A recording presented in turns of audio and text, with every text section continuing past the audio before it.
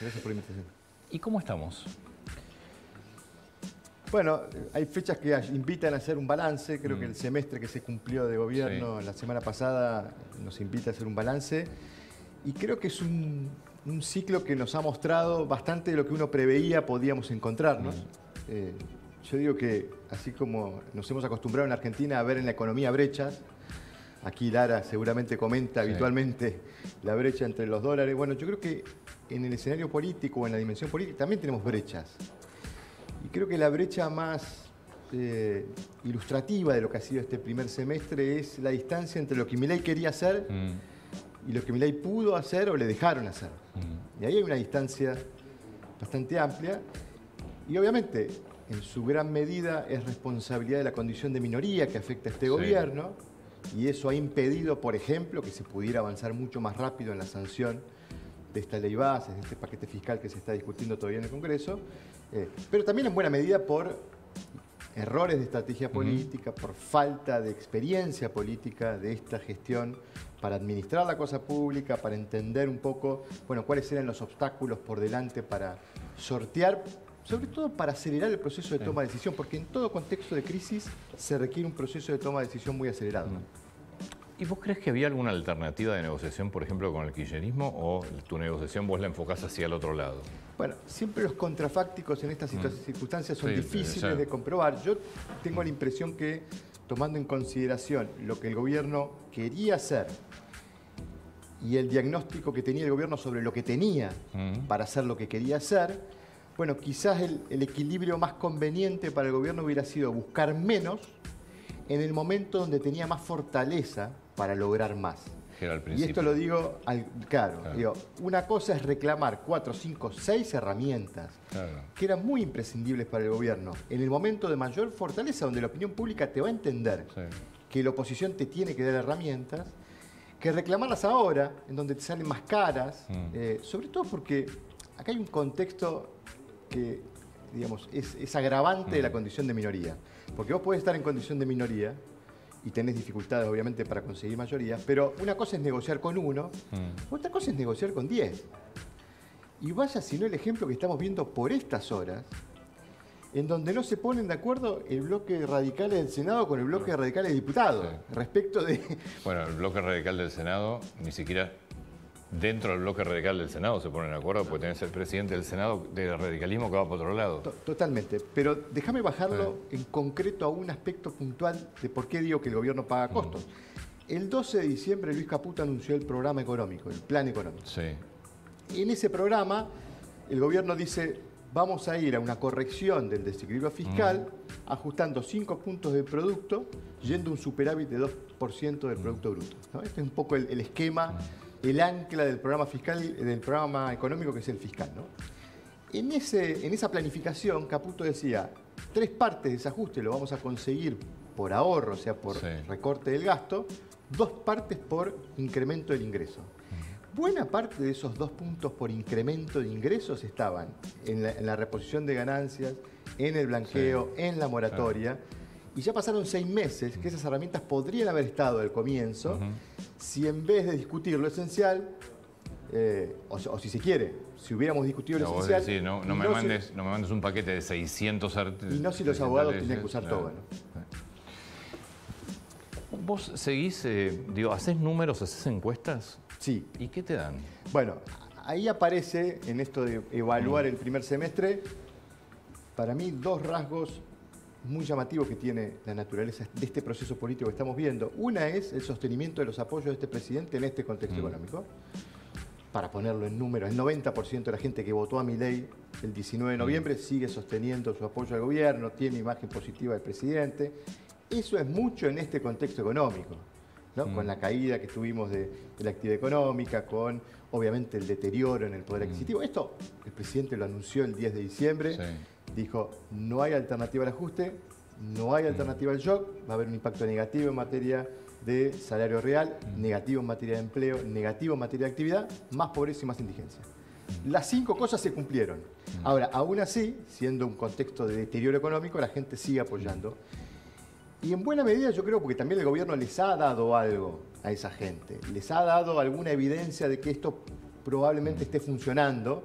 Digo probablemente porque el ciudadano medio no tiene las herramientas como para hacer un análisis concluyente.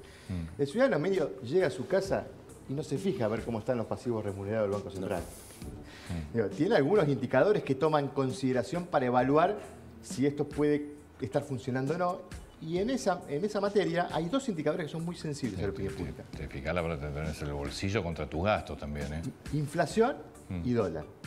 En materia de dólar, la sociedad vio un dólar tranquilo, y eso es un indicador de que la cosa está funcionando.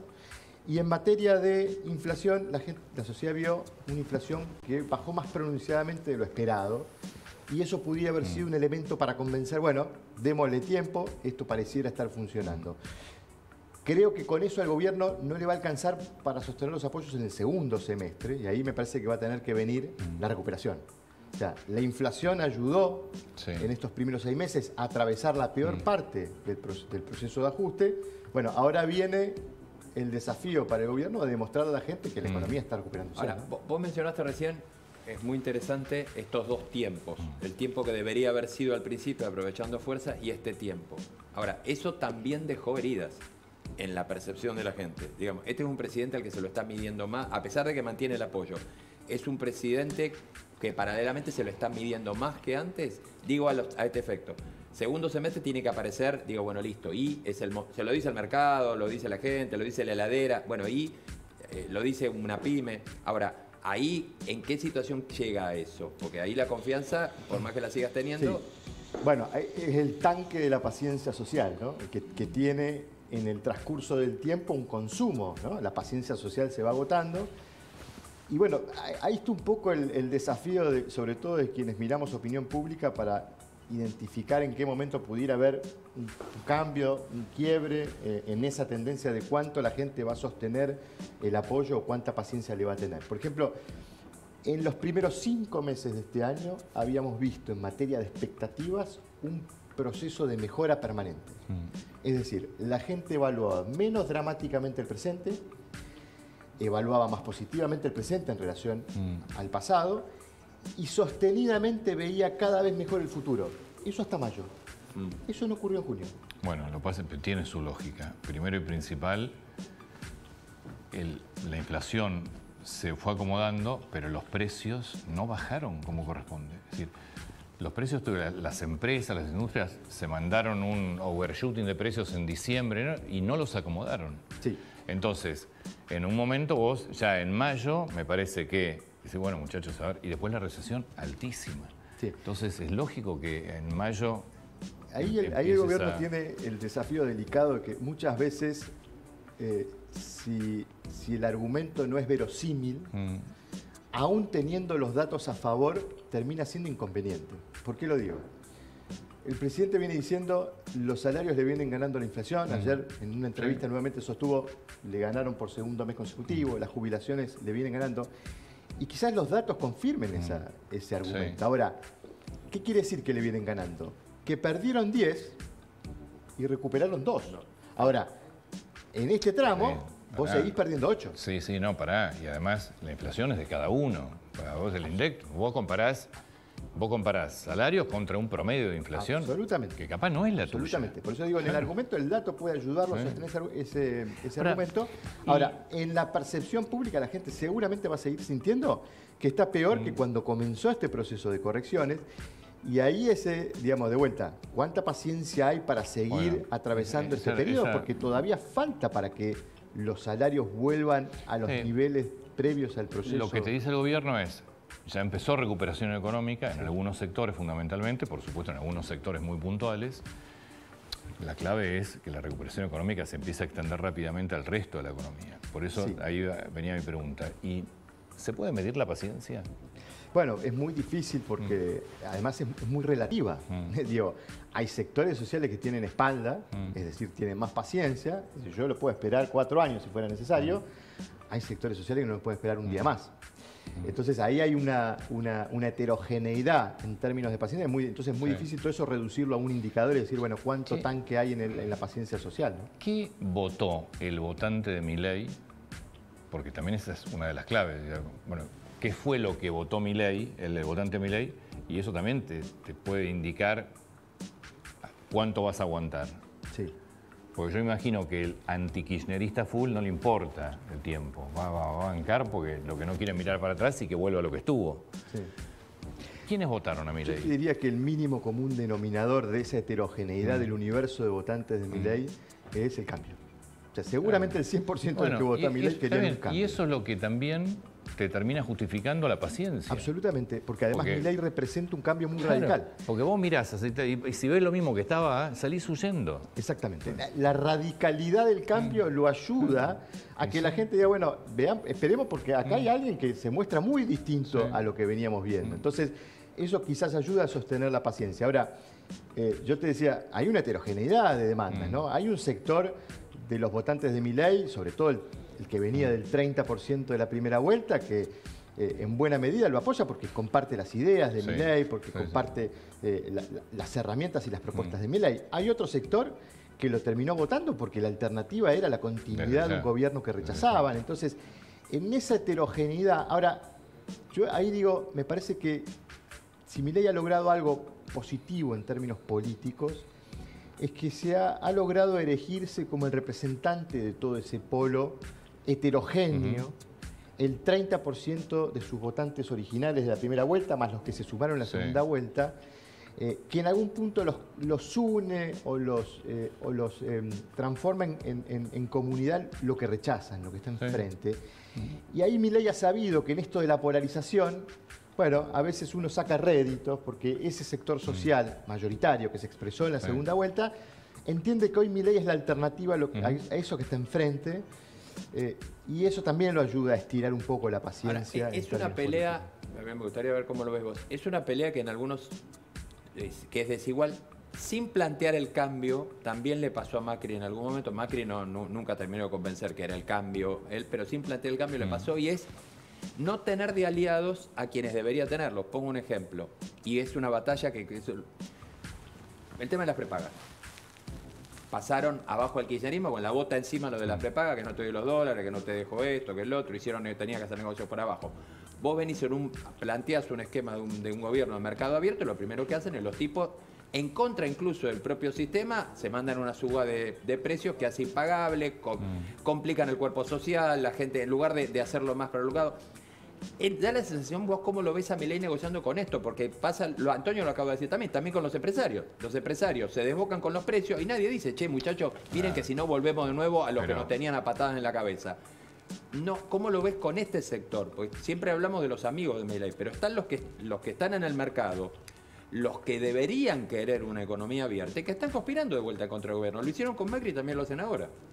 Bueno, vuelvo a esta idea de mucho de lo que Milei no pudo hacer, obviamente responde a su condición de minoría, bastante también responde a su inexperiencia política, a sus errores de estrategia política. Con las prepagas negociaron, no me joroben. Pero los mataron. Pero negociaron, ganaron las prepagas. Alguien en el gobierno acaba de hacer un negocio gigantesco con las prepagas.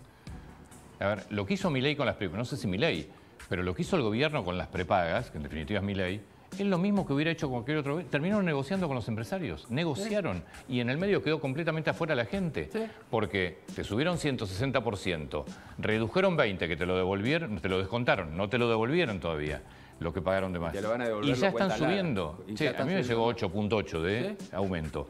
Es decir, que están subiendo mínimo la inflación. Está bien, Antonio, pero ese tipo te conspira a vos pero porque el bolsillo vos, gobierno, negociaste con la prepaga, che, le entregaste el negocio y vas a ver que va a haber obras sociales pequeñas que van a empezar a cerrar asociadas con las prepagas. El gobierno cerró un acuerdo con las prepagas. Te guste o no te guste, es así.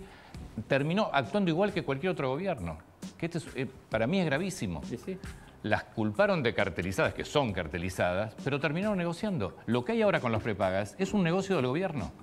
Alguien en el gobierno cerró un acuerdo con las prepagas. Si no, nos explica. Porque le vuelven a dar la autorización del aumento libre. Porque no es por inflación. Libre. El hospital italiano acaba de aumentar 16%, el doble de la inflación. Entonces hay alguien dentro del gobierno que en nombre de alguien del gobierno cerró un acuerdo con las prepagas. Te guste o no te guste, le guste escucharlo o no, es así y es lo mismo que hubiera hecho el gobierno de Kirchner, lo mismo que terminan actuando igual que la vieja política, siempre. Porque con las prepagas hicieron un acuerdo. Ahora, lo que yo digo es, ¿esto te conspira con la posibilidad de llevar adelante un proceso de ajuste ordenado? Porque el bolsillo es uno. Ese mismo bolsillo es cliente de la suba que tenés que tener de tarifa que están retrasadas. Bueno, pero si de la suba de la prepaga, de la suba de alimentos. Un acuerdo con un sector empresario, ellos sabrán. Bueno, de vuelta, digo, se supone que coordinar un programa económico implica también coordinar la relación con muchos actores que tienen intereses, cada actor persigue la defensa de sus propios intereses, y hay que tener experiencia, hay que tener mano firme para administrar esas relaciones. Hay que tener negocios. Y hay que tener coordinación general del equipo, porque puede haber una convicción en el ápice de la organización, pero si en parte de la organización hay otros intereses y uno no controla... Yo te lo pregunté en base a lo que vos dijiste de lo que viene, porque yo creo que esto va a ser más complicado en lo que viene.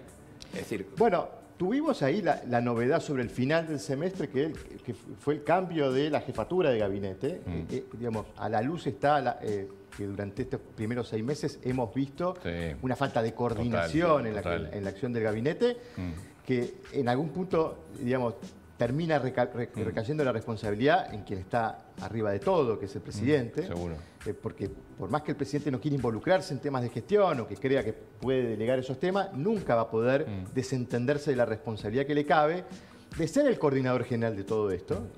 Así que veremos cómo funciona Francos como jefe de gabinete, porque a la luz estaba que Nicolás Pose no era un coordinador que facilitaba el funcionamiento de un gabinete muy complejo. Igual, Lucas, la clave de todo esto es que la economía arranque. Sí. Ya está.